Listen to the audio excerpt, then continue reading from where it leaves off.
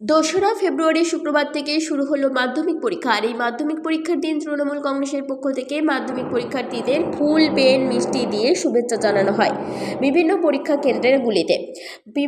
কেন্দ্রের বাইরে। মাধ্যমিক পরীক্ষা উপলক্ষে আজকে আমরা এখানে আসানসোল শিল্পাঞ্চলের নানান স্কুলে যেখানে সেন্টার হয়েছে সেখানে আমরা ছাত্রছাত্রীদের শুভেচ্ছা জানাতে এসেছি।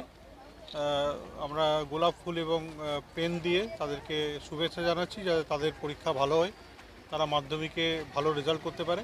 আর এই শুভেচ্ছাকেই কটাক্ষ করেছে বিজেপি রাজ্য কমিটির সদস্য কৃষ্ণেন্দু মুখার্জি। তিনি বলেন, দেখলাম কিছু নেতা পরীক্ষার্থীদের মিষ্টি, পেন, ফুল দিচ্ছে। তাদেরকে বলবো, আপনারা সরকারের শিক্ষা ব্যবস্থাকে লাটে উঠিয়ে দিয়েছেন।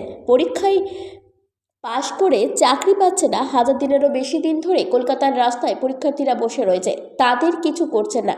তিনি আরও বলেন, আপনারা আপনাদের নেতাদেরকে বলুন পশ্চিমবঙ্গের শিক্ষার অবনতি হলো কেন, সেগুলো না করে নির্বাচনের আগে লোক দেখানো পেন, পেন্সিল, মিষ্টি এগুলো দিচ্ছেন। পশ্চিমবঙ্গের মানুষ বুঝতে পারছে পশ্চিমবঙ্গের শিক্ষা ব্যবস্থাকে নিয়ে কি রকম আপনারা ছিলে খেলা করছেন। পশ্চিমবঙ্গের মানুষ এর জবাব লোকসভা নির্বাচনেই দেবে। এইসব দেওয়া দিচ্ছে, মিষ্টি টিষ্টি দিচ্ছে, এইসব করছে। আমি তাদের উদ্দেশ্যে বলবো, সেই সব নেতার উদ্দেশ্যে, আপনারা আপনাদের যেটা কাজ, শাসক দলের আপনারা সরকারে আছেন, আপনাদের যেটা কাজ, পশ্চিমবঙ্গের শিক্ষা ব্যবস্থাকে পুরো লাটে উঠিয়ে দিয়েছেন। পরীক্ষায় পাশ করে তারা চাকরি পাচ্ছে না। আজ 1000 দিনের উপর SLST ছাত্ররা কলকাতার রাস্তায় বসে রয়েছে, সেখানে কিছু আপনারা করছেন না। আপনারা আপনাদের নেতাদেরকে বলুন যে পশ্চিমবঙ্গের শিক্ষা ব্যবস্থার এত বড় অবনতি হলো কেন, সেগুলো না করে ইলেকশনের আগে আপনারা লোক দেখানো পেন, পেন্সিল, মিষ্টি এইসব দিচ্ছেন।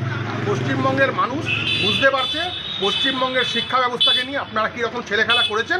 এর জবাব আগামী লোকসভায় পশ্চিমবঙ্গের মানুষ দেবে।